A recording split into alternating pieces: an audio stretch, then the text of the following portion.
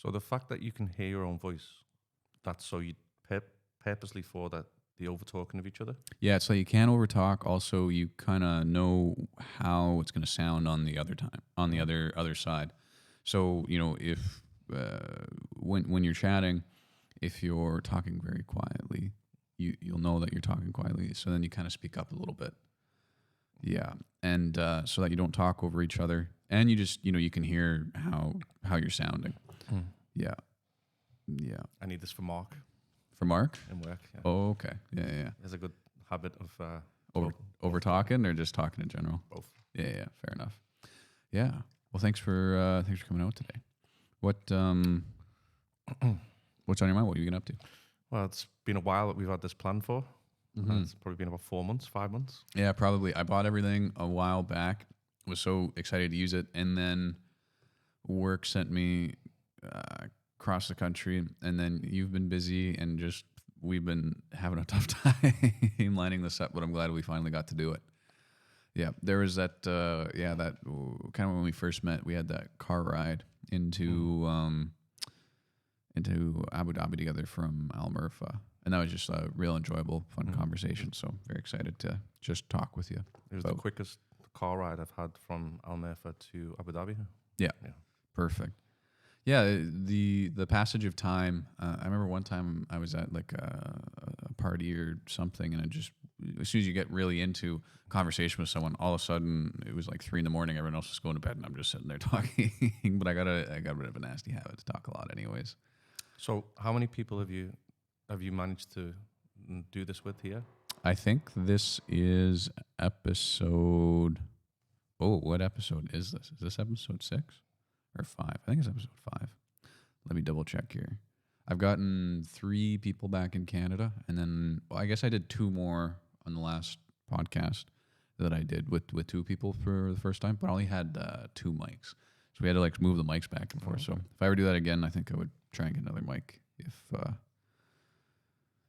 that becomes a regular thing. So you're probably the 6th person. So yeah, I think we're on episode 5, but you're the 6th person. Yeah.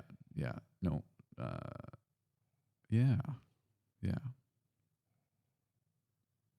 It's okay if there's silence for a bit. There's nothing. No, it's nice. It's interesting because I've never done anything like this before. Mm-hmm. And I think that I would be interested in probably in the future, especially for a career perspective. This is close to what I do in the form of as a profession, you are educating people and teaching people. And I think as technology moves on, we're going in more into online platforms, more into digital. So not only should you be able to, and there's something I was thinking about today is maybe I should get involved in or see how hard it would be to learn how to build and code, to build your own systems, your own competency management systems. And but then on top of that, you want your own platform for obviously e-learning and stuff like that. So this would be something that if I was to do that, maybe it would be something that you'd have to bring people in and record them and make them, give them the opportunity to video, so we can store it on a digital platform and then you can transfer it out. So it's a more modern form of teaching. So we don't do that at the moment. Maybe that's going to be something going forward because of the likes of the amount of inductions that we have to do. Mm-hmm. You can digitize it, and then this can be a platform for it. So maybe I'm going to start getting involved with it. I have got involved with media companies in the past, but it's been totally outsourced. Now, if you could do the whole thing and bring it in-house, maybe that'd be something that we could work with for digital content. So same as anything, a video. I think the teaching environment is very similar to Discovery on Sky, on cable, because it's education and it's a video. Then if you can make it a video, you can use it more times and you can sell it and you can subscribe it. So I'd like to make some digital content in the future. So this is the first induction to doing anything like that. Yeah, and you don't even have to do video or anything visual. Like it could be completely audio based. Because when I think about teaching and instructing, obviously nothing will be better than actually doing it in person, because then you gotta get to see. Like as an instructor, you get to see, is this person catching on? You get to ask them questions and stuff. But the other side of it is like the material in and of itself.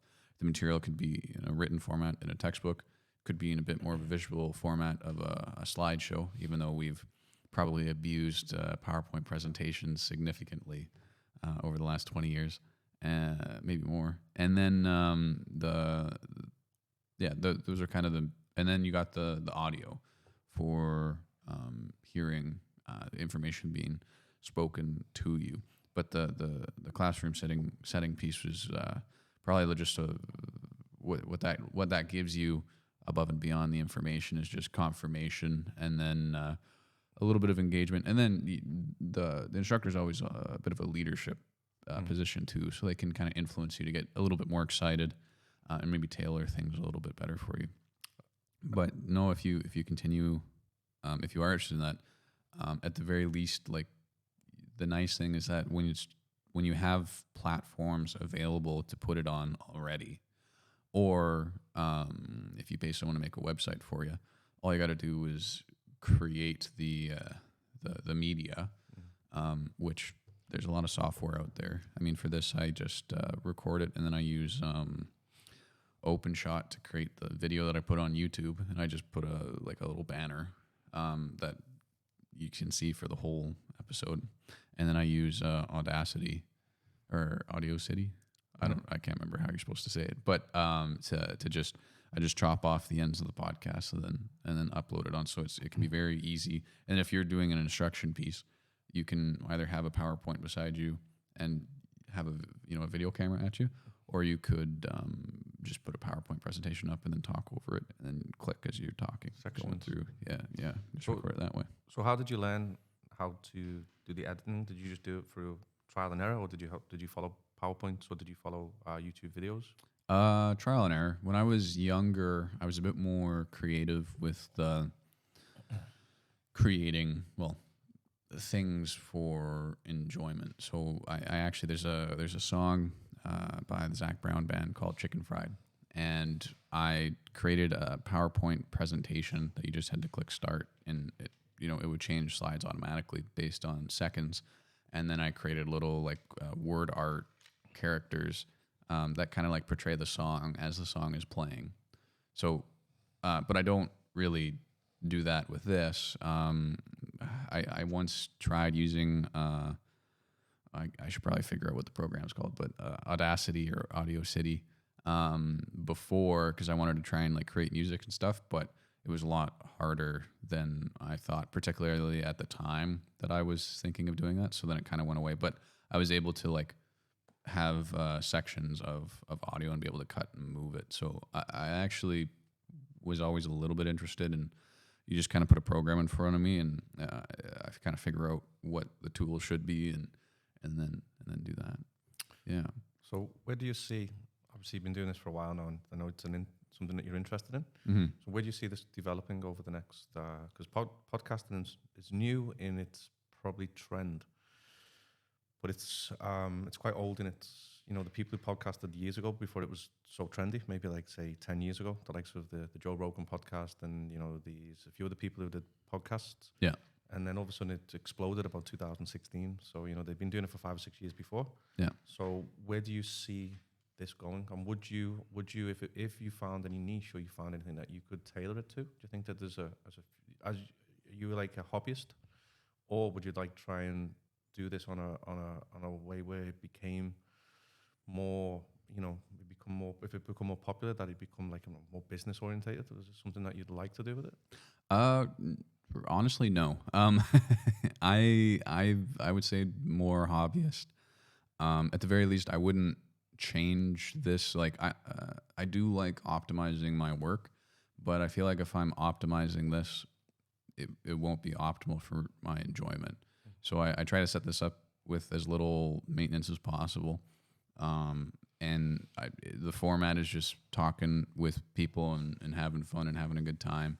And I think that, if it takes off, it'll be because people find this and enjoying just listening to me talking to someone about whatever it is that we want to talk about. But if it doesn't, that's fine too. I'm gonna the plan is just to do this for as long as I enjoy it.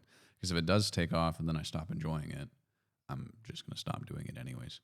So I think would I want it to take off? I mean, sure. I think that would be a great way to meet lots of people. Because once you got I think once you're a little bit known, so to say, like people literally go out and they do the podcast circuit.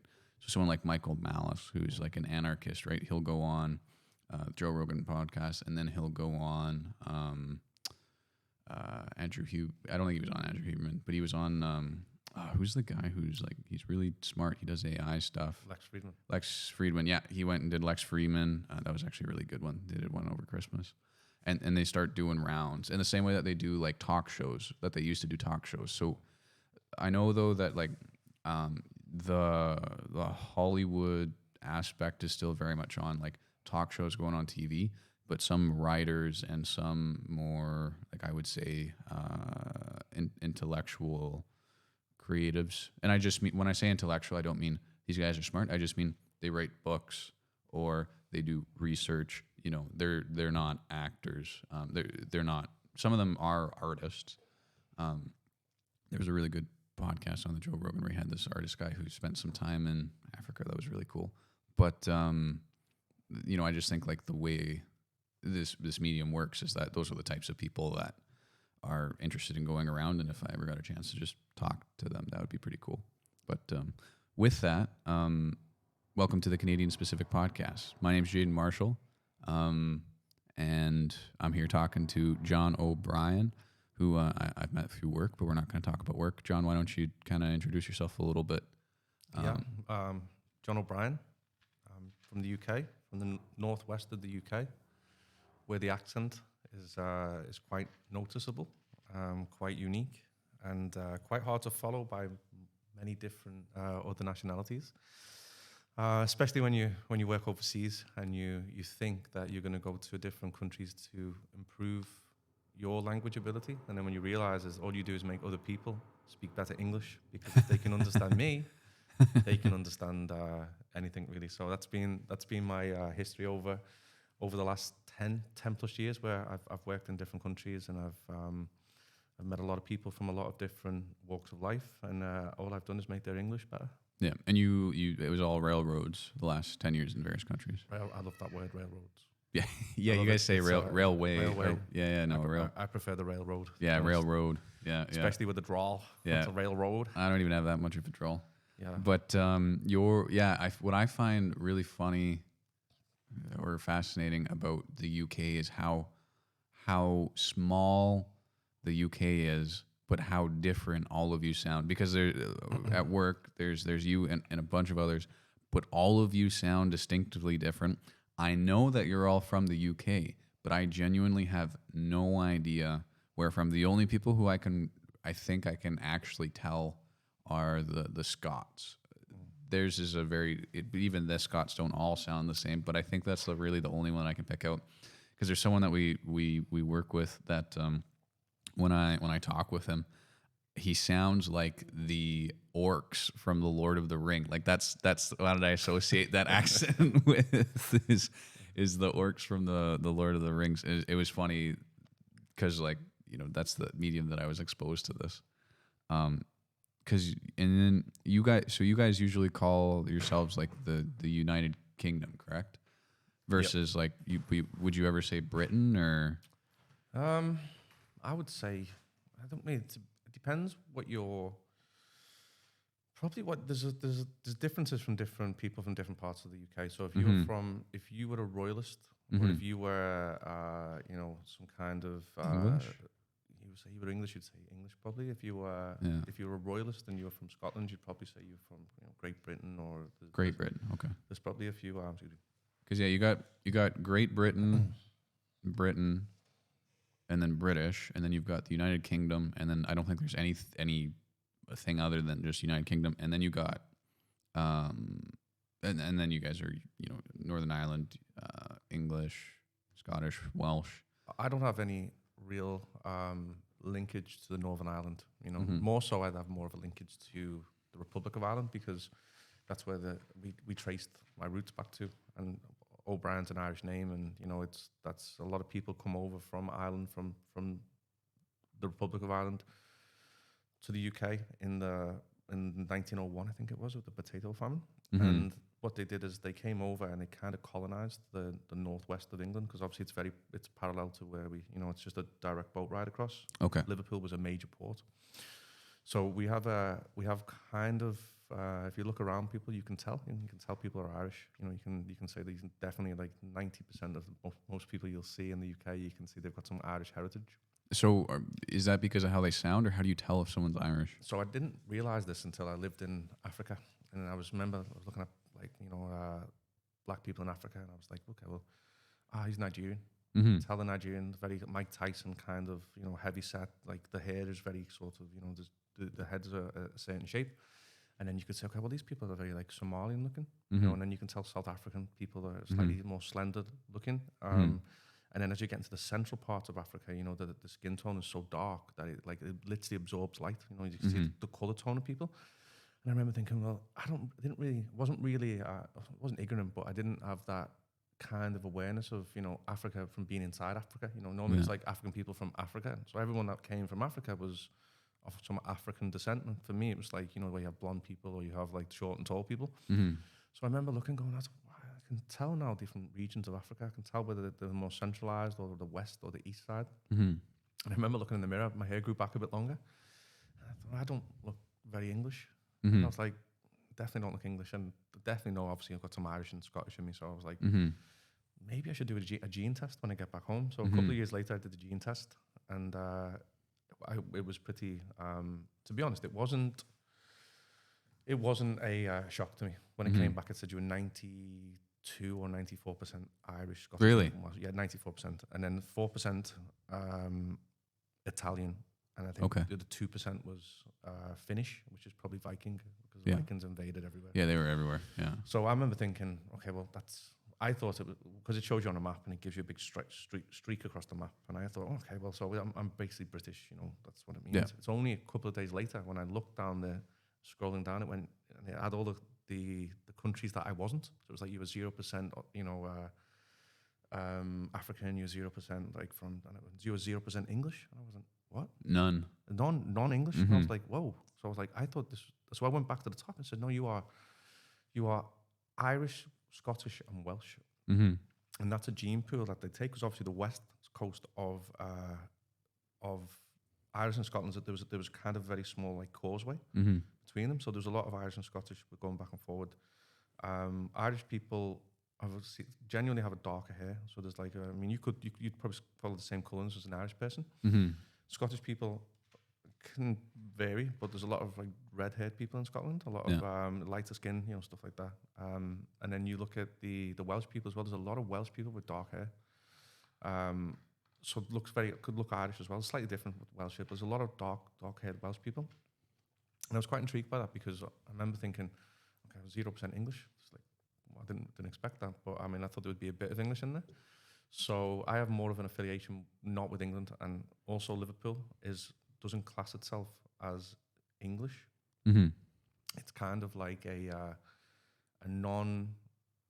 not a non-formal, but it classes itself more as a republic or something like that. You can see sometimes you see banners in the Republic of Liverpool, and it's not, obviously it's still integrated into the UK, but in the 1980s, the Conservatives managed the decline. There was a managed decline of Liverpool, literally publicised managed decline of Liverpool, because... What does that mean? So basically the government, which was Margaret Thatcher, managed the decline of Liverpool. So they'd stopped funding Liverpool, and they were basically just letting it rot. And is that because did you guys have a lot of unions there or something? Or? Kind of. Liverpool had what was very famous as a dock. So it had dockers, had a lot of dockers. So you go back about 150 years ago, you've got dockers and cartmen, and they were like the main employers. And I might be not 100% with this, but they were a main employer for people. So you would leave school and you'd become a docker, or you become a cartman, and mainly the dock. So there was a very early 90s that the docks got closed down. Yeah. And there was a lot of publicising Liverpool Football Club.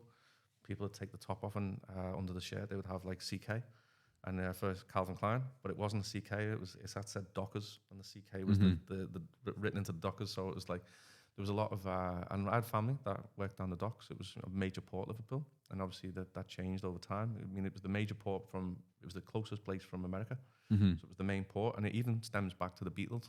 Yeah. The Beatles were far ahead of the times because, like in the 1960s, one of the Beatles' fathers worked on the docks. Yeah. And he got access to records, from like black music and American jive and jazz and all stuff like that.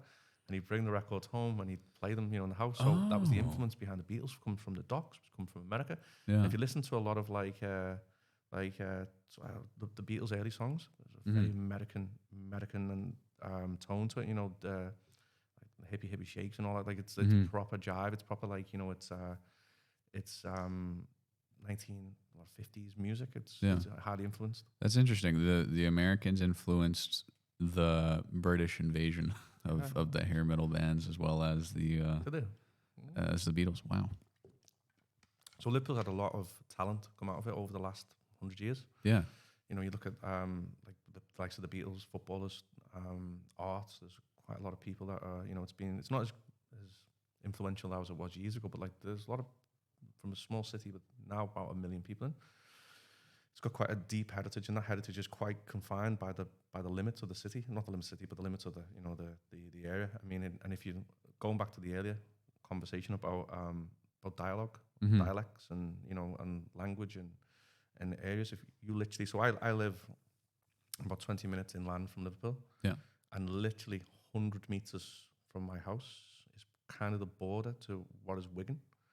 Maybe it might be 100, but it's within the hundreds of meters. It's not in the miles. Yeah, less than a kilometer. Yeah. I'm literally like you could throw a stone that far. So where I live, and I'll show you on the map. Yeah. You literally look. This road passes through, like literally passes and goes around like that. And if you obviously there'd be a blurred line somewhere because there's no just like you live that side and we live this side. Yeah. So you'll have people with a different accent living in our street.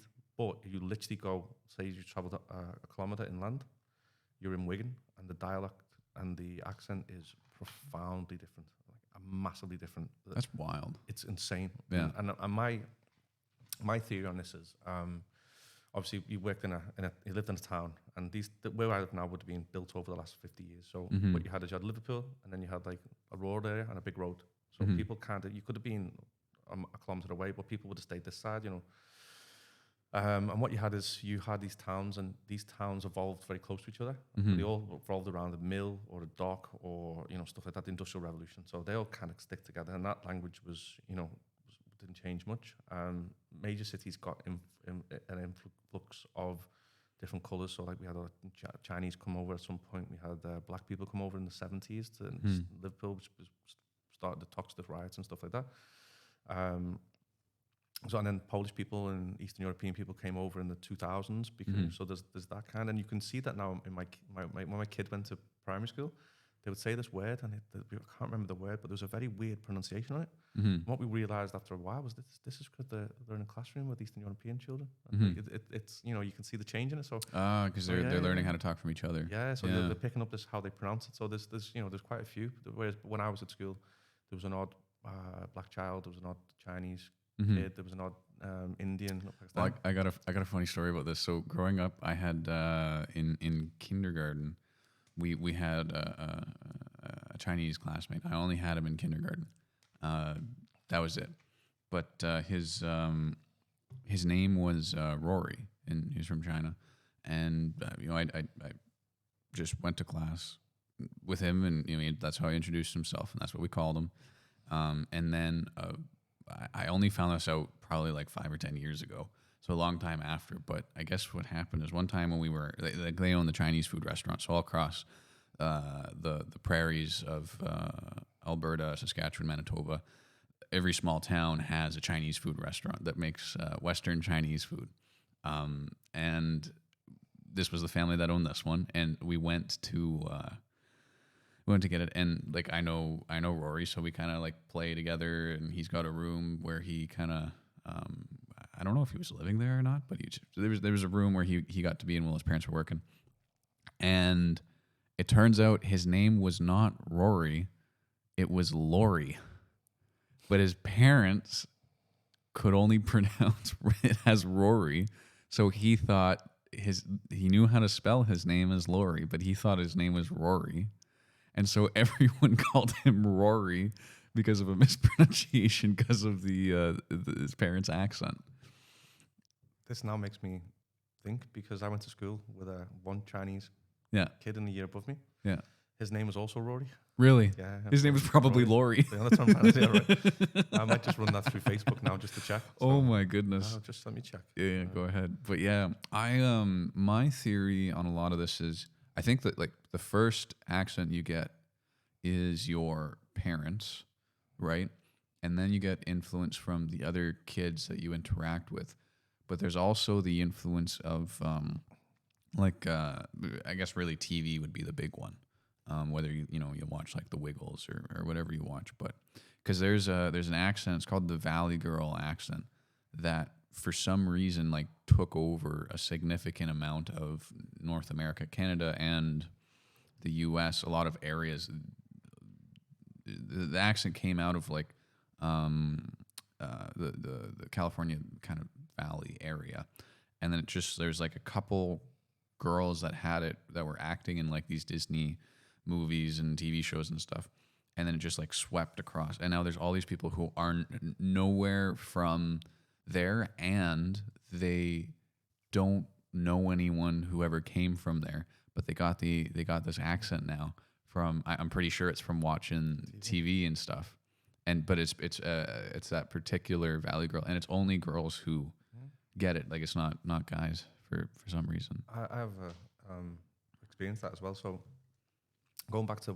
why the UK, I reckon, has so many different accents. Yeah. Whereas different countries have different languages. And Yeah. I think that we still evolve very close to each other. So it's the one language. So going back to South Africa, because the country's so big, and everyone was spread out different locations. So you had like Durban, Johannesburg, you have Cape Town.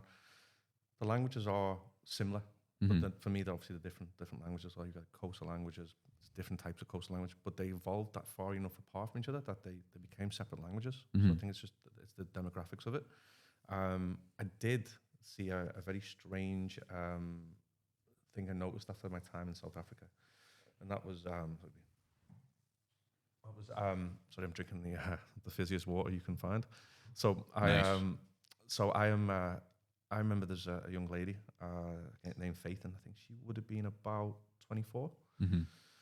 So I'm probably like 31, 32. And she'd come in some days just dressed in like, jeans and a t-shirt and blah, blah, blah. And then the next day she'd come in very colourful, like those pictures on the wall, very colourful African dress. Yeah. And she would speak in the mother tongue. And then she would flip into what sounded like Beyonce. Because her English that she hears is from popular culture. Yeah. So there was an American twang with Yeah. the accent. And that's what it's like. So you can find like some people can speak very, very good English accents without ever being to England, and also you've got people that are Americanized by the amount of TV they watch and stuff. And but I also went to Germany once, and we met a lady, and she had a second name which was very, very English. It was like Brown or something really, really, really not German. And I remember thinking, so this lady works in this German training center within DB, and her accent was fabulous. Like she sounded like Keira Knightley. It was like the best English accent. And I'm saying, so how long have you been in Germany for? She went like, my whole life. I was like, really? Really? And I was like, yeah. I was like, so where did you get the accent from? She went, because obviously Germans speak phenomenal English. So she went, my English teacher was also a classical music teacher as well. So not only did she make me say the words in English, but she made me pronounce them in a certain pitch and tone. And it was fabulous, yeah. So we don't have that. We never had the, what's the word for allocution for it. Like we never had that. We never got taught how to speak English. Yeah. I think that's one thing. We get taught how to read and write English, but we never get taught how to speak English from a young age. So I think being English is a very lazy situation, because you go to different countries and everyone speaks English, or they want to speak English because they always speak one language plus. And then when you go to places where you speak English, it becomes a default language. So I believe even in Germany now, within like say the industry, they just speak English in office spaces. So like, really, yeah, the whole of DB in Berlin speaks English. Yeah. Wow. Yeah, I like when I first came here, I was interested. Oh, maybe I can learn Arabic, but there's no real I mean, the reason to learn it is to learn another language and, you know, to kind of expand your mind. But I would have to actively seek out opportunities to speak that, because the other thing too is everyone who's here is going to want to practice English. So, you know, they're going to want to speak English. Like people who are actively learning English, they want to speak English with you, and like it's almost like, you know, I mean, I'm very blessed to have, you know, born with my, is it called lingua franca as English? Maybe that's not the right use of that word, but yeah, obviously I I didn't learn English either. I was born with it, but there's a lot of benefits to being able to speak English. And then now, if I want to learn something else, it's a bit harder. At least here, if I went to a country that actually didn't have industries that or didn't cater to English, so non-vacation area, like a non-travel destination, and just like just a local population that doesn't speak English, then yeah, obviously I'd have to learn how to pick it up, and then it would be like most others. But there's so much opportunity for me to travel and work and just never speak anything other than English. I think that it's the same as anything. You don't grow unless you're put in difficult situations, and because you can keep speaking comfortable language, you know, with people, then that situation is never you never put in that position. I thought that I would always struggle with language. Only when what my time in South Africa, towards the end of the project, which was the first year, I started to be able to understand Afrikaans. Really? Holy smokes! But literally at the very end of the project, within being the project had started, say, I arrived in September, and we're talking maybe the following July, August, something like that. So I started, and I remember really being at a work function, and it was the strangest thing because it's only ever happened once to me. A lot of Afrikaner guys talk, always massive, you know, and they're talking away, and I walked past them, and it was like someone tuning a radio in, and I could understand what they were saying. And I remember looking at them and then replied in English, and they were like, "How long have you been able to understand us?" I was like, "Ages." I was like, it was just literally then. It was literally then, and that was the end of the project. That was the project closeout. So everyone went back, and then you go back to working in smaller groups and speaking English. So there was that time, and then there was also a time where about a year ago I went and visited Saudi Arabia. Yeah. Obviously, Saudi Arabia. I mean, Dubai compared to Abu Dhabi is 40 minutes away, and it feels different. Saudi Arabia feels different as well. Obviously, a lot more integrated. So obviously, Saudi Arabia doesn't have the 90% of expats that that we have here in the UAE. So obviously, if your 70% population is Pakistani, Indian, and people from Sri Lanka and stuff, they all speak English. The locals speak English. We speak English. The Germans speak English. So that's the common ground. I think there's 33 million Saudis. So obviously, it's just like any other country. So the Saudis do the low paid jobs, the middle paid jobs, the high paid jobs. Okay. And everyone's speaking Arabic. And I spent a week there. Yeah. And I could feel the language. I could feel it being a lot more easy to there was the volume of the and the frequency of the language being spoken around me. I thought if I was here for a few years, this would become something I would be more involved with. Because I do think it's frequency and volume. I think it's the amount of Arabic you listen. And somebody did say to me, if you want to learn Arabic, you go and sit with a certain person and talk for hours a day, and then you'll learn Arabic. So I think it's just one of those things that if you are around it long enough, it seeps in. I think it's not something that you probably learn. I think it's once you get so many words of it, I think then once you get enough words that you can probably clumsily bounce them off, then obviously that becomes, I think you can't just sit there and listen to it. I think you've got to give it as well. You've got to talk back and forth, and it then becomes a little bit more fused. But I think that obviously if there's ever a chance to go and work in Saudi Arabia, I think that would be one of the things that I remember is that I might get more culture, because obviously we're in a very obviously it's a beautiful country, and it's got culture, but it's so fused by different nationalities that it's kind of this weird kind of culture that's mixed, so mixed.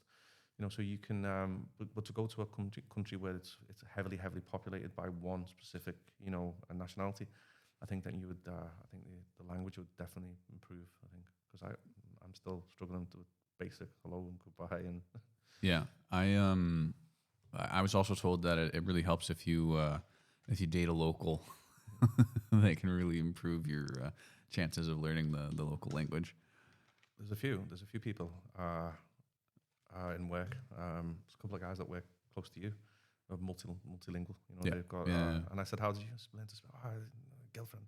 Yeah, yeah. That's even people that I know back home that speak more than one language. There's always a spouse or something. Well, my wife, she visited in January, and I was quite happy that people said that that she sounds a lot more heavy with the accent than me, Okay.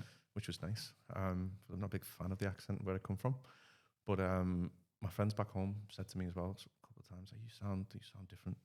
I've Mhm. been outside the country for 6 or 7 years, so Yeah. I must take it. I think I still have obviously the accent still. It's prominent, but it's not as thick as what it was. Mm-hmm. Fair enough. I mean, to me, it sounds still pretty pretty thick. We'll see what happens with me. I mean, my the way that we speak English in the prairies, I kind of describe it as like it's a bit more lazy. It's very low, very slow. I don't if it's something that's hard to pronounce, we're probably not pronouncing it properly. Like T's with D's, so like instead of saying butter, I say butter. A lot of stuff like that. Even what was I saying earlier? I think it was how I was talking with someone and they said that when I say Bob, it's not Bob, it's Bob. A little bit more like it's like almost like when I say Bob, it's almost like when you say kebab. Mm. But it's also to me I'm not saying. It doesn't sound quite the same. It was very strange. I mean, I'm doing it right now, and I can hear that it doesn't sound like when other people that are speaking English around me are saying Bob. Yeah. I say it a little different, which was very didn't know this until an Australian guy said that something I said sounded very Canadian, and I literally had no idea what he had said, so I had to ask another Australian to help me translate the phrase, like what is it about this doesn't sound the way that you would say it. There's a couple of words that I refrain from saying in front of people, Yeah. even with people from different parts of the UK, because they'll repeat it back to me. So the first thing they'll do is repeat it back to me. So if I say like burger, I'll say, "Can I have a burger?" And they'll go, the person will go, "Excuse me?" And I'll go, Yeah. "Burger." Yeah. And they'll go, and then someone with me, one of my friends will go, "Burger." And I was like, yeah. Or it's chicken. What? Chicken. Oh, Yeah, it's chicken. I have to really be careful when I say them two words around That's people. So if funny. I ask for chicken burger, it'll be like, yeah. people will be, especially the people like, they only live within like 30 miles, no, probably about 60 miles of me. Yeah. But from the language, it doesn't go well. And I remember Yeah. some German people used to pull me up on it and go, I say gun as well. It's like, it's a gun. It's not It's a gun. not gun. Yeah, it's yeah. gun. Like that's what it's got. Yeah. It's got Gun and almost Gun. like gone. yeah. So we Gun. used to say, "I'm gonna go to gun shop." Oh, that's funny. For me, you guys say depot, I love And- depot. and depot. I love depot. and Why I would love, you? Yeah, I love route route or route? instead of route. I like route. Yeah, rural route I 66. just think that's so much more. I don't. I think I switch between route and route though. Yeah, I like Americanisms, and Yeah. and people say, "Oh, America's got history and blah blah blah," but it's got probably one of the biggest histories for me because it's what you grew up with. I mean, you grew up with American TV, you grew up with They are the number one exporters of culture, and what really highlighted this to me wasn't even necessarily the American culture. Like I got a colleague that I work with, and from Brazil, and Brazil now has more Portuguese speaker than Portugal, and they're the ones who are creating the TV shows and a lot of music and stuff that then gets exported back. So now all the young people in Portugal are picking up the slang of Brazilians, and so that's an interesting thing that's not about English. And then when it comes to like American culture being exported, like one of the ways that I'm able, so we got a game here. It's called Hues and Clues. It's pretty fun, but it is amazing how much easier it is to play with your friends and family from home than it is with just, even if you and I played this game right now, the words that you would use to describe color, we might not be able to agree on a lot of what a color or what something looks like. And the only way I managed to sort of figure out how to play this with other people was American TV shows. So if I wanted to describe a shade of yellow, I would say SpongeBob, right? Or if I wanted a shade of pink, maybe I say Patrick Star. But it was so. But I have, and then even beyond that, I can meet someone who grew up in a completely different part of the world, and we can talk about like SpongeBob episodes or Pokemon, or stuff like that, like just things that were on TV during roughly our time, or even if like if my younger brother was somewhat interested in this, like, or they had a younger brother or an older brother that was into something that I was interested in. It's now there's like a bit more of a collective culture, which like it's American culture, and they're the ones exporting it. But I can actually relate to someone from the other side of the world, at least a little bit, and we now have something to talk about. You're going to struggle with that soon one day. Yeah. Because what's going to happen one day is you're going to say to somebody, you know that color yellow, SpongeBob yellow? And they're going to go, who's SpongeBob? Yeah. And you're going I'm to gonna get old. You don't know who SpongeBob is? And they're going to go, no. And that's happening with me now. Oh, is it? Yeah, it's happening with me. Yeah. I still have, and even now, I mean, I say things, and guys I work with, because normally people I work with are always have been older than me. Mm-hmm. And I'll say something, and I'll go, oh, you remember that? I go, yeah. So only yesterday that somebody said to me, do you remember cassettes? Mm-hmm. I said, yeah, of course. I said, how old do you think I am? Yeah. I'm 40 years old. I said, I remember cassettes. I said, I remember cassettes till I was about 12 or 13. And even then, even 16, 17, because you record off the radio on a cassette. Mm-hmm. And because you could reburn over a cassette, but you can't reburn over a CD. So I said, yeah, how old do you think I am? Mm-hmm. But there's actually, like, my kids now is like 14 and 12. And they would, if I give them a cassette, I don't know whether they would actually identify what that is. They wouldn't know what it is. I don't know. Don't know. And I obviously they know what a CD is, I think. Mm-hmm. But I think they should know what a CD is. CDs didn't last long in the evolution. I think CDs were around from because cassettes. Well, it went digital so quick. I guess. It went digital because not only did it go digital, but it went into the MP3 players. Remember those? I had one. Like a hard drive. Well, he went Walkman to MP3, and the Walkman was only around. Yeah, the Walkman wasn't around for very long. But the MP3 player was around even less, wasn't it? Because it went straight then to like your phone. Yeah, your phone. Because the MP3 player only came out probably a couple of years before the iPod, and the iPod was a couple of years before the iPhone, and then now it's all phones. So the iPod must be mid 2000s, is it? That's an easy thing. I feel like 2006, 2008. Yeah. I think my wife had the iPhone 1. Okay, the very first 2008, one. 2009. Okay, yeah, that makes sense. And I was fascinated because when you could just roll the screen. Yeah. Well, and then like BlackBerry was just took, like, Canadian company, shout out to Canada, just took over, and then died. Like the iPod, like the Apple system, just wiped the floor. But there's before the BlackBerry took over, the main phone. Holy smokes! The first version was released October 23rd, 2001. Yeah, well, I've seen how old. 2001. I've seen how old. I think my in-laws have the first one. Yeah. It's a brick. Oh, sorry, but the first iPods, they weren't the screen. Remember the here, I'm just showing a photo now. They had like a little screen, and then you had like the circular thing. It was an MP3 player, and then eventually they put a touchscreen on it. I forgot about that. Oh, okay. So it was and then they had the iPod Shuffle, and then the Nano, iPod Classic, It was iPod Touch. Yeah, they called it the iPod Touch. Okay, yeah. So now that's funny. Now when I think of iPod, I entirely think of what is now an iPhone. Like I think a phone. I don't even think about that. Interesting. So do they even make more of these anymore? My in-laws have the first one. Yeah. So it's like a brick. You can stand it up properly, I think, because it's big enough. Yeah. And so there's been many times we've sat into the in the garden and just been messing around with it. There's loads of old school stuff on there, but well, because you'd be able to like there'd have to be a lighter on it. You spin your finger on the disc. Before that. Okay, that's even before. So that's like an analog. Yeah. But it's obviously touch sensitive, so you can actually roll it around. So yeah. So they've still got that.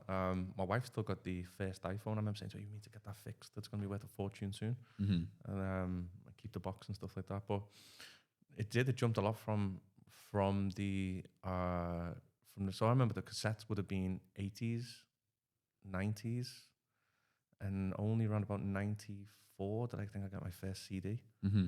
And then the CD's 94 till probably don't remember when the MP3 players coming, probably about 10 years later. But now it's not crazy to think that you have to carry a box of CDs with you. Yeah, you'd have them in the car, right? Like the whole flip book, because you didn't bring the box of CDs. You had the little book thing, so you could slide them in the sleeves. Yeah, but like a wallet.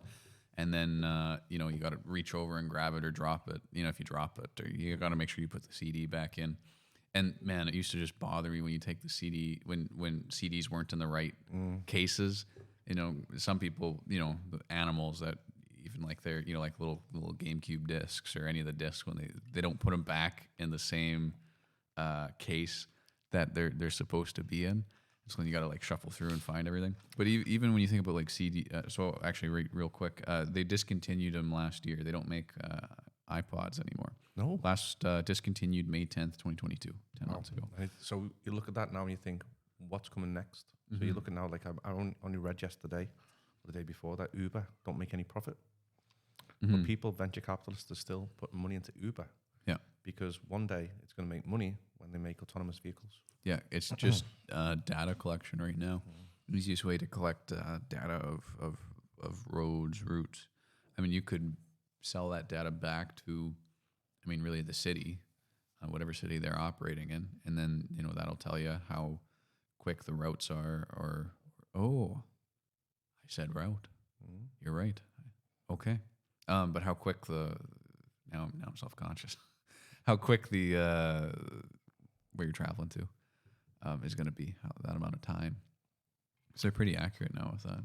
That's interesting. But but what I was thinking about, not just with where they're going, is like how they phase everything out. Like all cars used to have cassette players, and then they didn't, and they had CD players, and now they have nothing.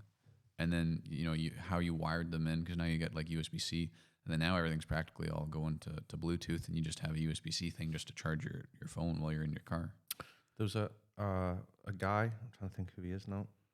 I think he's something like a chief executive of Google, or it's one of the big firms. This guy, anyway, he's obviously a super intelligent guy, and he was on a I can't think what it was now. He was on a talk show. No, he wasn't. He was actually in Congress, and he was explaining something, and obviously it was something about like obviously privacy and. Well, it couldn't have been like a chief exec of Facebook, but it was one of the big companies like that, super clever companies.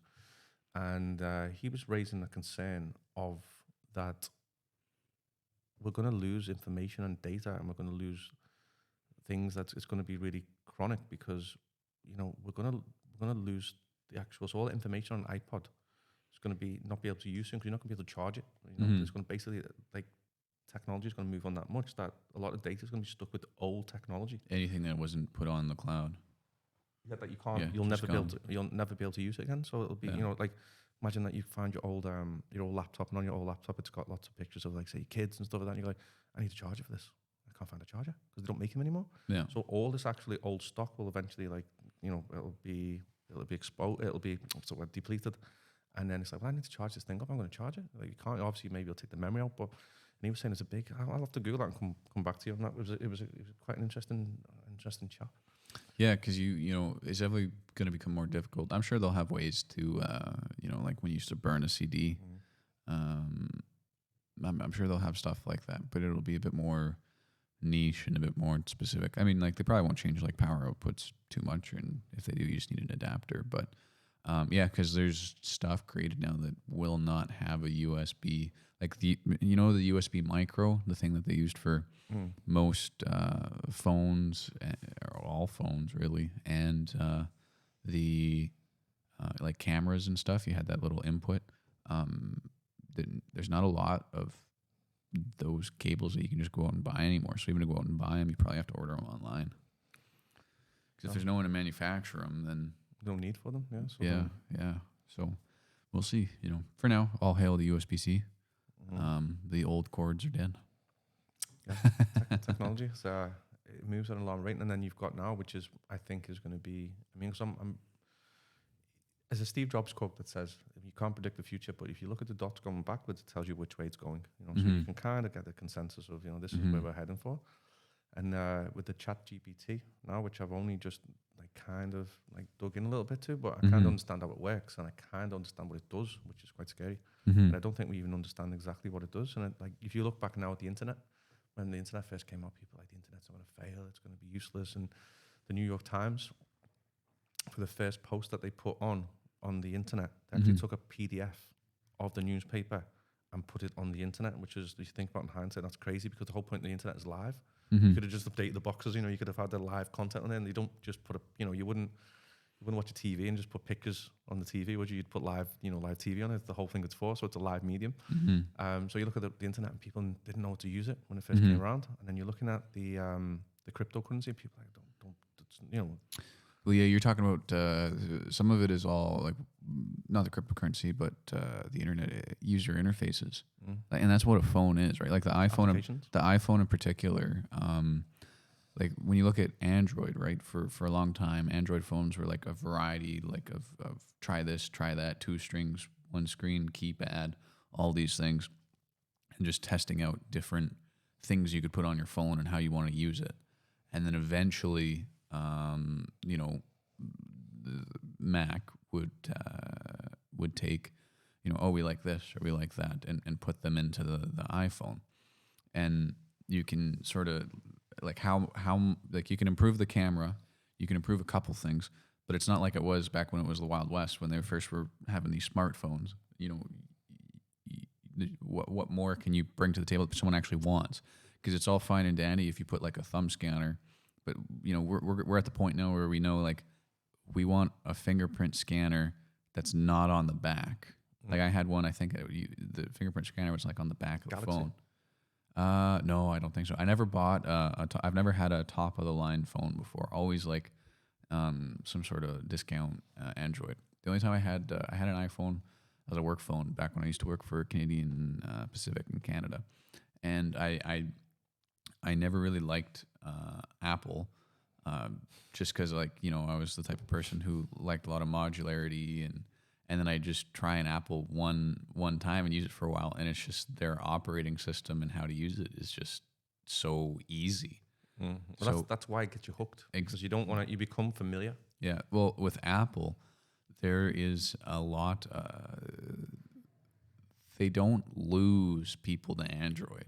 If you do a market study of who's using Apple anything, there's a lot of people who will they'll leave Android and try Apple products, but there's not a lot of people who leave Apple to go back to Android and Windows and stuff. I don't know about Windows. I really like Windows. I think Windows is really easy to use. I don't find when I had to do something on my wife's Mac, I didn't really like it very much.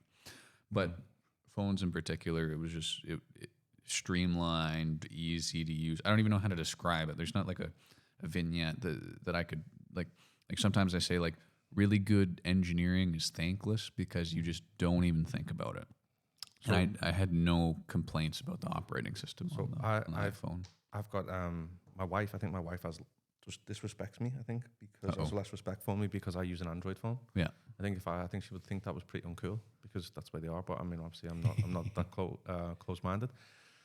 So I had an iPhone 4 about 2010, and it was great. It worked really well. It was kind of on the bridge of becoming really smartphones, really. So it was great. It was do lots of things on it. But one of the things that I got, which put me off iPhone, was I got a Mac. I got a Mac. I think it was a Mac 2012, big brick. It was still bricky. It was the bottom's heavy and. I think they discontinued that about 2017. So it was a really archaic piece of, and I just didn't like the way it worked. I thought it was really poor. So that actually put me off buying a more recent, up to date Mac. I just didn't like the phone. It just felt horrible. So that's probably put me off Apple. But I'm probably considering now. So what I've got is I've got an Oppo, which has got the same specification as the Galaxy, the one with the pen. The S22? I can't remember now because it used to be the Note. back in the day. Remember, you had the Yeah, Galaxy, then yeah. you had the Note. And they all So caught fire. I think they changed the name after. I put one in the the washing machine, lost everything. Oh yeah, nasty. Kids, a year's worth of kids' photographs. Oh. So this one anyway, this has got like loads of spec, but it doesn't quite integrate as well with applications because it's probably looking for an Android, which is probably a Samsung, and it's probably more biased to Apple. So there's a few things on it that are a little bit. It's good enough phone, but there's a little bits and bobs that don't not seamless. Whereas with the Apple, like you said, you get that seamless integration with everything, interface with it all. But I find it to be very kind of like someone said, nobody uses the internet anymore. You all use applications on the internet. You don't use the internet. So on this is an app for me. Apple is just one big application with sub applications on it. So I always feel a little bit constricted by that. Now, whether you want that to be blissfully constricted, like the Matrix, blissful ignorance. You want to be able to just have it all there. Or whether you want to be able to freedom to go and like do other things. But yeah, I didn't like that with Apple. I was the constraints on it. But then how many parameters do you need? So maybe I'm considering. I think they also they try to keep improving, right? So the things that we didn't like about it 5 years ago, they're trying to improve. So why don't we take a quick break? Could I use the washroom? Yep. And then we'll come back to it. Okay, that was the first pee break that it's ever taken. Has ever been taken on this podcast. So we're making history, breaking new ground. And we're not drinking alcohol either, so it's alcohol-free podcast. Normally that's a sign of a drinking session, isn't it? Yeah. Well, you know what? For sake of canon, we'll just say that no one's ever drinking on this podcast. There would be an interesting, and there never will be. It would be an interesting one to see, from because you play the feedback to actually start the day talking about sensible things, and then drink and see where you go. Drink until you passed out. Yeah. Just see how bad it got at the end. Just to say every 15 minutes you did a shot of tequila. Yeah. Until you literally passed out. Well, that'd probably take a while. Like one shot every 15 minutes. That's 4 an hour. Yeah. Probably after 3 hours. You probably want to speed that up. You probably want to do like one every 10 minutes. Yeah. Maybe. 6 shots, and then see. I feel. Could do it for scientific purposes. Yeah, for science, obviously. Yeah, not for enjoyment.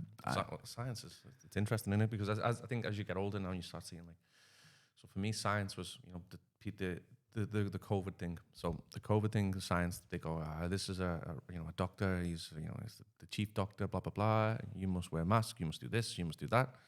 And then we realized that a little bit down the line, it's all bullshit. So it's like, so this is a medical professor and he's telling you this, and then you go to another medical professor and you get a different.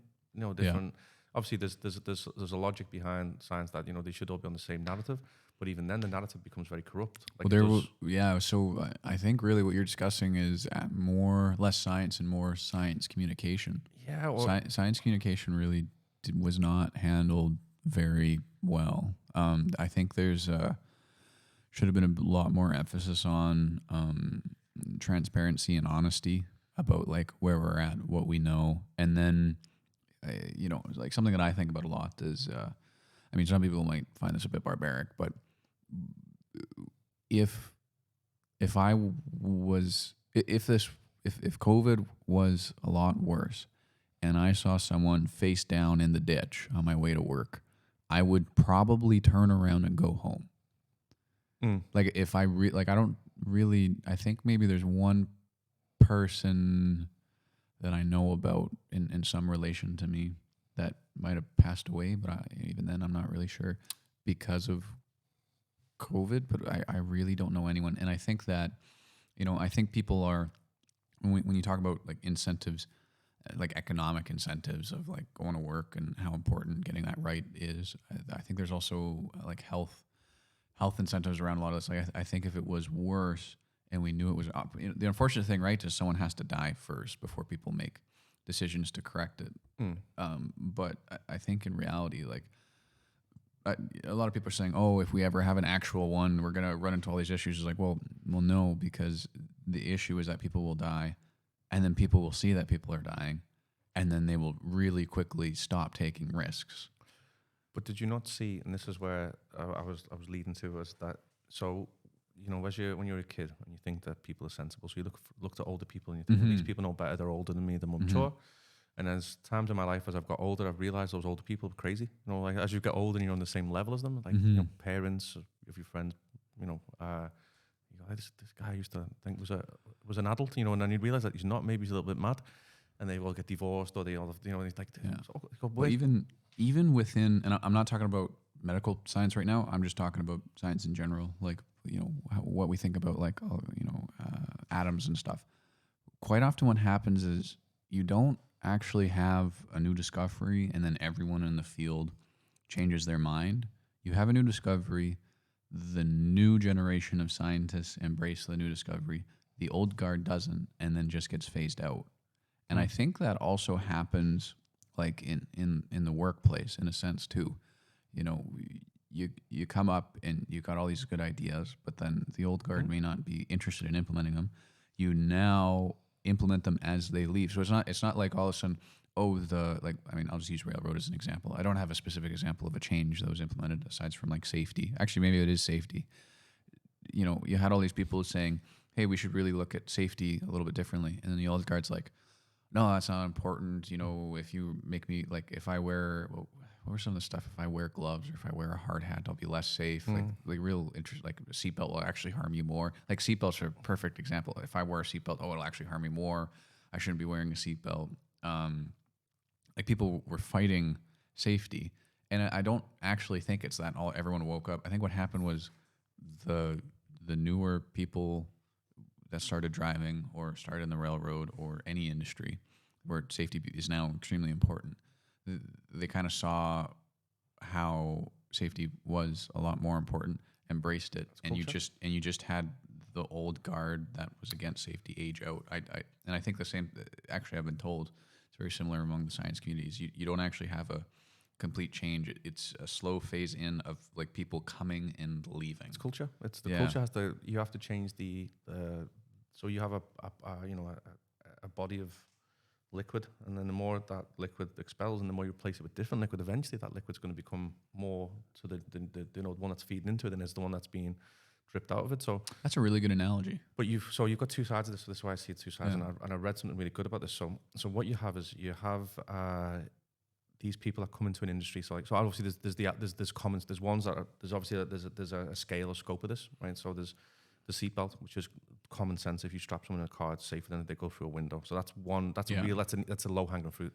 But when you've got the rest of the things, and you've got stuff that's maybe not that obvious, what you have is, and this was a really good thing I was reading a few weeks ago. So you have people that come into the industry, and they're full of new ideas, and they're full of, but they're coming into it. So you go into the medical profession, you go into the science profession now, which is not the science from the Richard Feynman days like 50 years ago, where they were just creative. They were given grants and said, go and do what you want. Yeah.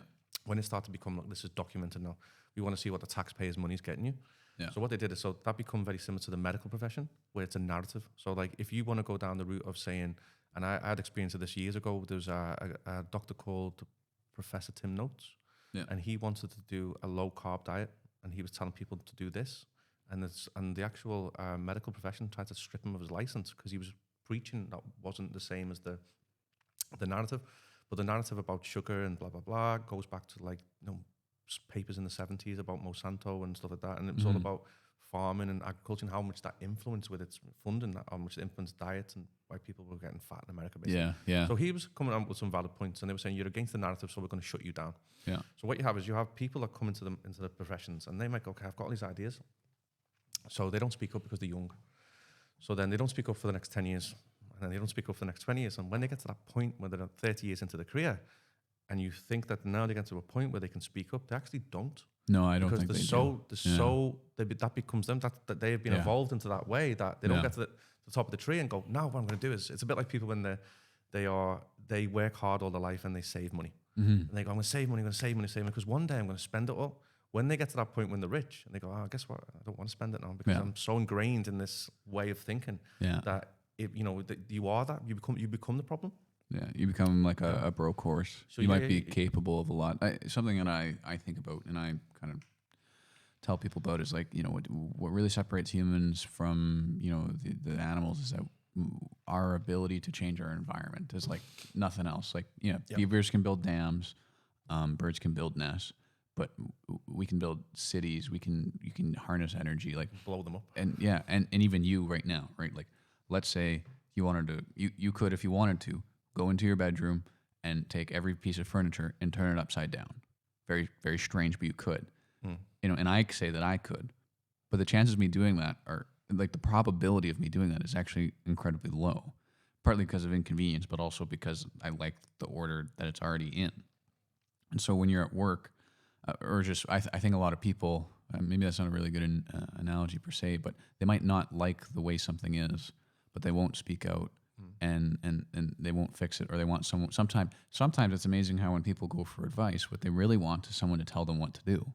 You're not actually searching for advice. Like we're capable of so much, but we end up incapable of doing the actual changing of the environment. And if I'm a big believer that people don't actually rise to the occasion; they sink to their lowest form of training. And if you've been taught, or you've taught yourself to keep your mouth shut so that you don't get hammered when you're in all these meetings and you're not trying to improve things, when you finally get to this position, like there's always going to be someone above you. And even if you're the CEO, now you respond to shareholders. So I don't see why you would all of a sudden learn a new skill such as delegating or inspiring or any of the things that you want to see change. I don't see why you would actually do that unless you have some practice doing that before you're there. You think about it, if you look at cryptocurrency, Yeah. how divisive that's been over the last 10 years. Yeah. If you look at the people that are totally against it, look at Warren Buffett. Now, the reason why I think I might be wrong, this is my outside, opinion on things, uneducated opinion. But look at Warren Buffett. Now, the financial industry's been really, really good to him. He's mastered it. So he knows this old model of, commerce and buying and selling stuff. And then he sees cryptocurrency come in, and he's 90 years old. Imagine 90 years old, and he's going, that's not my model. That's not the model I'm familiar with. So for me, is he against it because he doesn't like it, or is he against it because it's disruptive to what he's known his whole life? I think I've been trying to do some learning and stuff on the stock market and stuff. Nothing crazy, just value investing level stuff. But his philosophy is not necessarily about finance. It's more about when you invest, you want to invest in an asset that is productive. And his big thing with crypto is actually just that crypto doesn't, as it stands right now, doesn't really create anything. A oil company pulls oil out of the ground, refines it, and creates something. Furniture company or a banking company provides a service. Now, will crypto, like a crypto company, be able to end up providing a service? For sure. You got Coinbase, you got a couple other companies that will buy and sell and work as a brokerage for crypto. And then you got the coin itself, because he also doesn't like gold. And gold is even more old than him. And there's still people who love to buy and hold gold or silver. It's basically the hedging against inflation of money. That's all. The gold is a hedge against inflation of money, and money is. Yeah, but the thing is that you never, if you buy an S&P 500 index, or even just like a not very good company, you for the last 100 years you'd beat gold all the time. Yeah, or silver, because it's productive. Yeah, well, if you look at obviously the Bitcoin is the gold, but you look at the layer 2 and layer 3 cryptos, and they're about ecosystems. So they are technically their own. They in ways they self-fund and they build projects. So they're basically what they are. Whereas the internet was like the air, and people could travel through it, or use it. And for me, crypto seems a bit like the sea. It's a thicker, denser, it's a denser field of things that you actually build on it, physical things. I know they're physical that they're in. Well, it's not the crypto. It's the blockchain technology. Like that technology. I don't think you can argue and say that it's like the same thing. Like for me, like the blockchain technology would be like C++ coding or something like that. Like it's a thing that you do or you use or you write in, or you can use it to create out of it. Maybe that's not a very good example. Well, if you think about it this way, so you look at the richest men in the world, go back like 50, 60 years ago. The richest men in the world were people that built software, software companies. Bill Gates, Sorry, before Bill Gates. So you've got like Dell, Hewlett Packard, Apple. So they build the actual the things. Yeah, right? IBM. IBM, massive Perfect company. example. Now now IBM they're failing. No, they're back up now because what they do now, they're cloud based. Yeah. So they're not actually making anything that's, but IBM, massive company, Yeah. hundreds of years old. They had a resurrection over the last 10 years, haven't they, really, from 2012. The Mhm. lady that was, I was reading the book on her, what was her name, Italian name. So she was the old CEO, and so there's a good book about, and she's talking about how she changed IBM around and how they went different. Oh, she was just on the Lex Friedman what's her name? podcast. Yeah.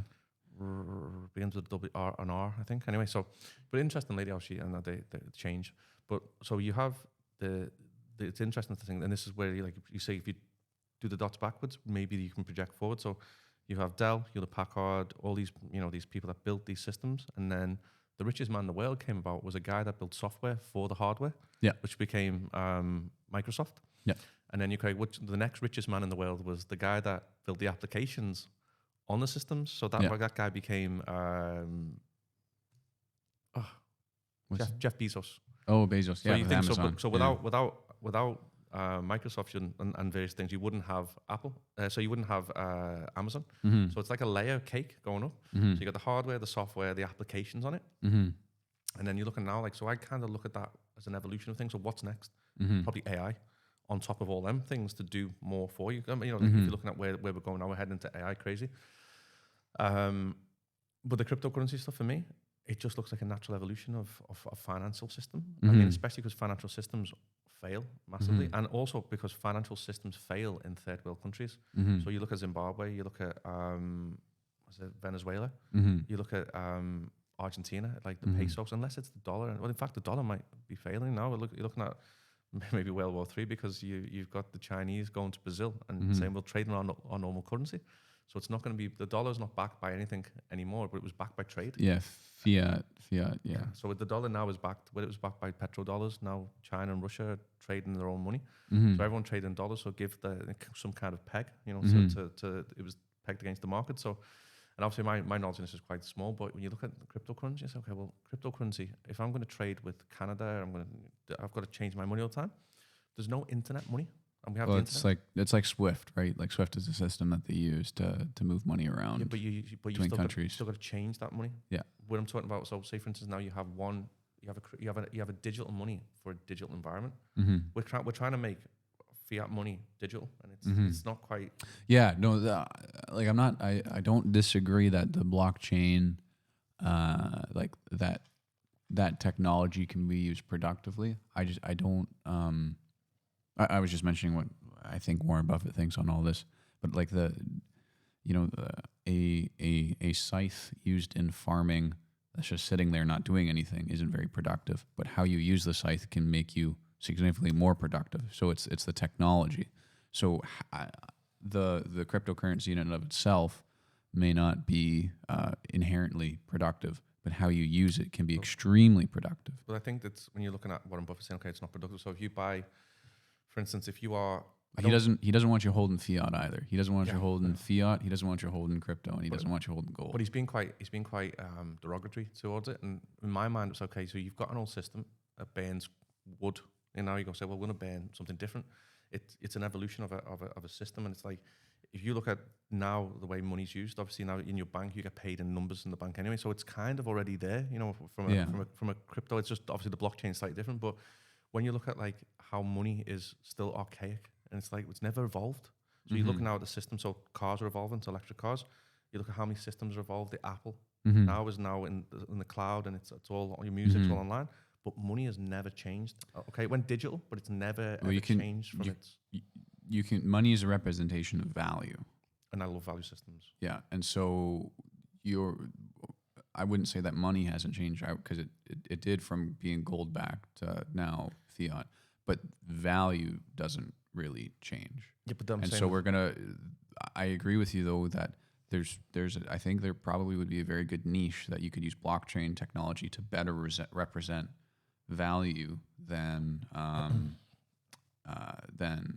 money. Yeah, the money. Then that's what I think. Where when he was talking about it in a negative way, I was like, well, it's not a business. It's not a business. You're looking at a different medium, a different medium of exchange. Like, so okay, if I pay you in Bitcoin and it's not inflating, then you know that your Bitcoin is going to be worth more in the future. Mm-hmm. And this is where the governments because you've got money is attached to a government. Yeah. The government then can bend that money and you know, they can dilute it. They can add more. Whereas if it's something it's independent from, and you got to remember. So and this is why I quite enjoy it. So if I pay you, I have to pay you in dollars, and I have to pay you into a bank. Yeah. So why do I have to do that? Why can't I pay you directly? Well, you could. You just give me, cash. Well, I can, but your company and work won't do that. They still pay you into a bank, which is regulated by government. Yeah. So I mean, so you have to. There's a great story. This guy says. So he goes into for an interview. It's a hypothetical situation. So he goes into this for the interview. Yeah. To be a cleaner. Mm-hmm. And the company says, okay, yeah, I'll give you the job, Jaden. You get the job. You know, you're a good guy. You seem like you've got your wits about you. So, you need to fill this in. So you need to put your bank details down here before we can give you the job. And the guy goes, I haven't got a bank. Mm-hmm. So he goes, how are you going to get a job if you've not got a bank? He says, I haven't got a bank. So you can't have the job.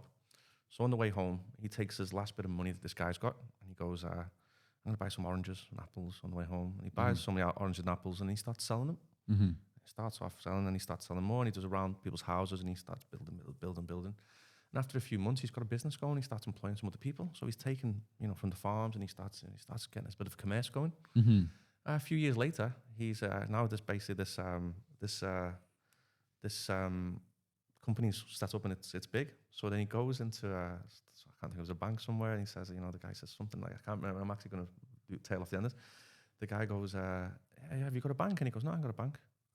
He goes, well, so what do you mean you haven't got a bank? He said, I can't remember, at the end of it, I'll have to send you the thing. So he goes, just think if you'd have had a bank, where you would be now. Yeah. And the guy goes, I'd be cleaning floors.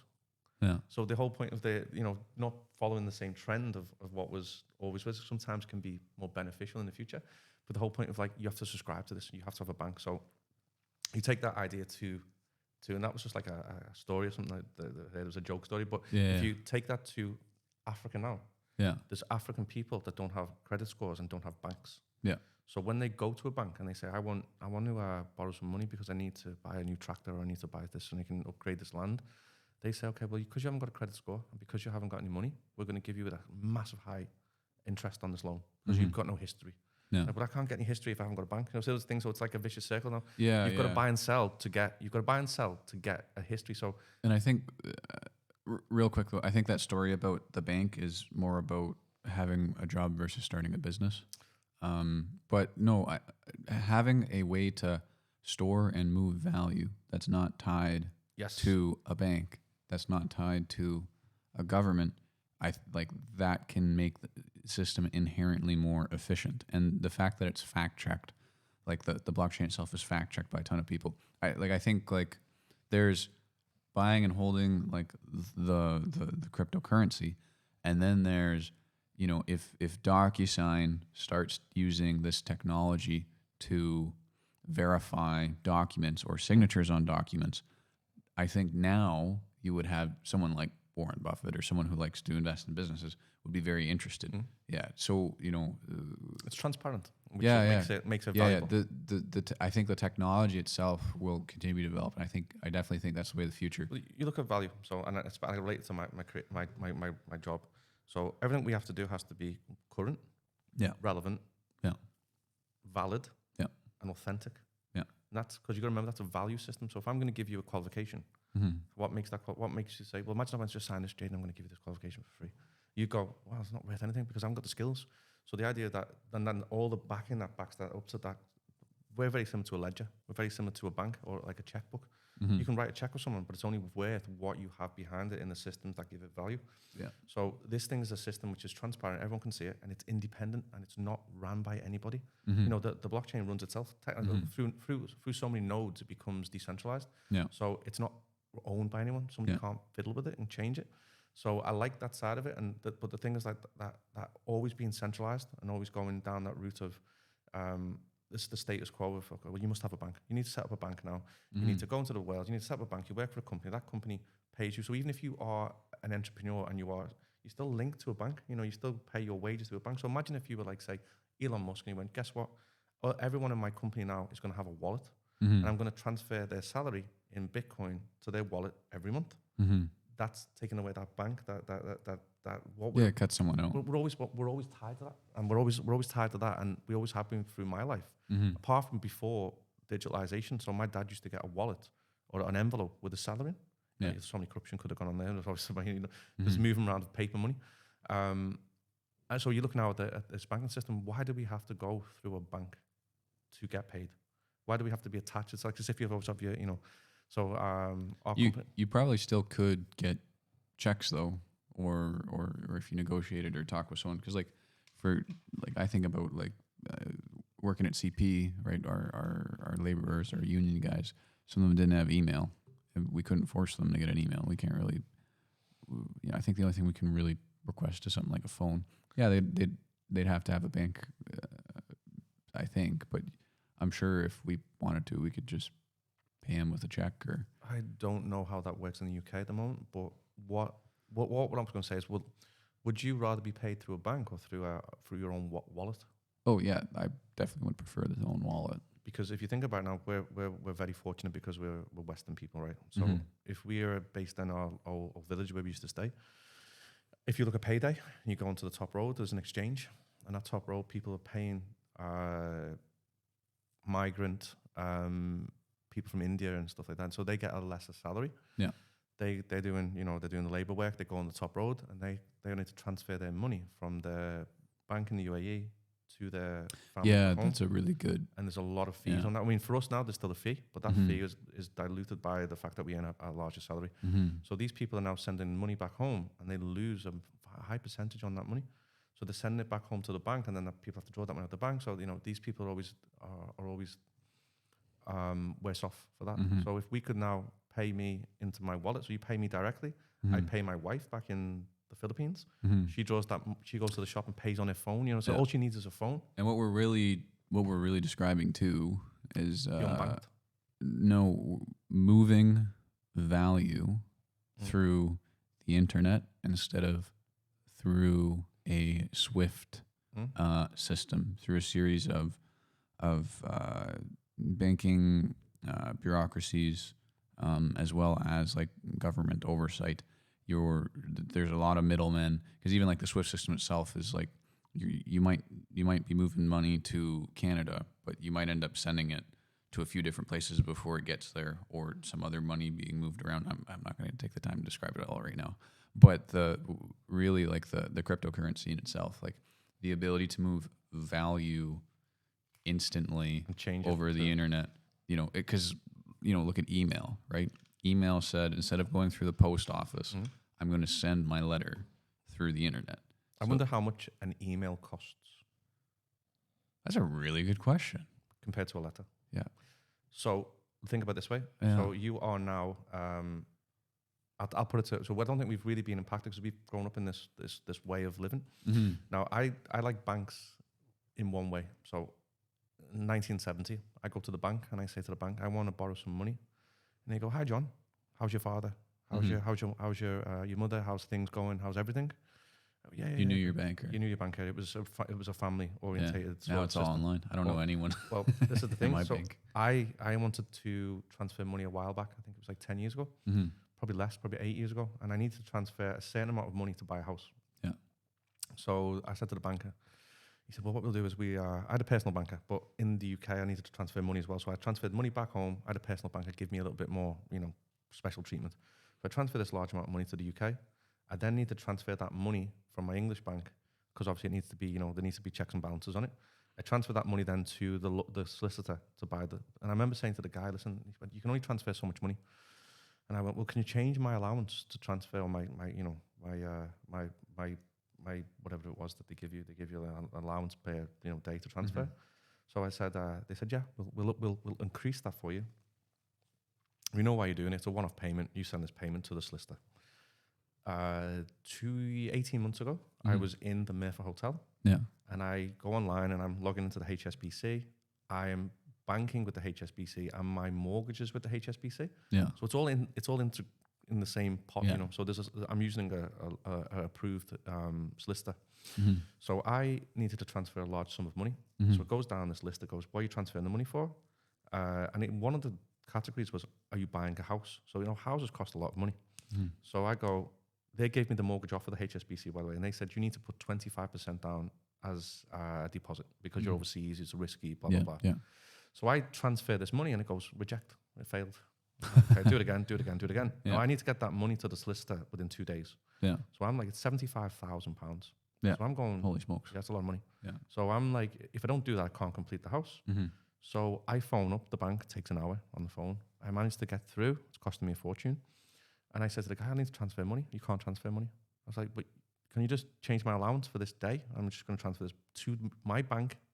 I'm transferring it from my bank to my solicitor, who's going to then, it's, you see I'm got a mortgage offer, you see why I'm doing it. You can see the you know, the there's no mystery here. no, it's not, just, you can see that, you know, so it's, but it was computer says no. Yeah. So that's when I realized this isn't my money. This is not my money in the bank. Yeah. So I can't take £75,000 of my hard-earned money to pay for something that is legitimately traceable. Well, try and take £75,000 out of the bank in person. Yeah, You're not going to be able to do I've it. heard some crazy stories about that as well. People panicking, going, "Oh, we've never seen this before," you know, and we haven't got that money here. Like, "Whoa, you haven't got the money?" It's like, and that's the case. If everyone went to draw the money out, they haven't got the money. That's just what happened with the Silicon Valley Bank. Yeah, They did a run on the bank, and then they didn't have everything. Yeah. That was a really interesting story because they bought a bunch of treasury bonds and they thought that the treasury bonds weren't going to increase that the U.S. government was going to increase their rates because the U.S. government said that they weren't going to increase the interest rate, and then obviously because of inflation they had to. But instead of buying a diverse array of bonds, so some that close within a year, some that close within 10 years, some that close within 6 months, apparently they bought too many long-ish term bonds. And then when when the interest rates went up, the bonds, if you wanted to sell them immediately, the value goes down because why would I buy your bond at 3% if I can get a new bond from the government at 4%? So that the intrinsic value of the bond depreciated, and because of that, they ended up having to cover the certain amount of money that they have to have in the bank. They had to sell some at a loss so that they could just have liquid cash to buy the other bonds. Cover things. They could have done that too, but they would have been better off holding their bonds for as long as they could. But then I think someone got word of this or something, and then rumors started to spread that they didn't have a lot of money on hand, and then a run on the bank started, and then as soon as it started, they just lost a lot of value because of the bonds that they bought weren't over a diverse range of years and months. But anyways, with that, I think it's about time to wrap this up. You got any last minute thoughts or comments? No, but it's obviously, I think I'd like to do it again. I Yeah, think it'd be interesting for sure. because it's the first time I've done this, and it was a little bit it wasn't intimidating, but it was just, and it's not often that you do new things. Yeah. So it would be good to reflect on it, and it was interesting as well. And it'd be good to have certain topics to talk about. I think it was just a little bit off the cuff today, wasn't it? Yeah. No, I like the off the cuff nature. Sometimes it helps to at least have one or two topics, so that if I don't know what to talk about, I can just try and switch into another topic really quickly. And then the trouble though is when you start having a list of topics, you feel like you have to hit each topic, or if you go, so maybe like a couple. But I found myself yeah. digressing on a certain topic and can get lost in it. So that's to me, okay. I think the structure is good, but it's an interesting to do. And thank you very much. Yeah, no worries. Thanks for coming on. And for sure, yeah, we'll do this again in a couple months, or maybe sooner, or maybe longer. Doesn't matter. Whenever we want. Cool. There's no rules. All right. Bye-bye. Cheers, mate.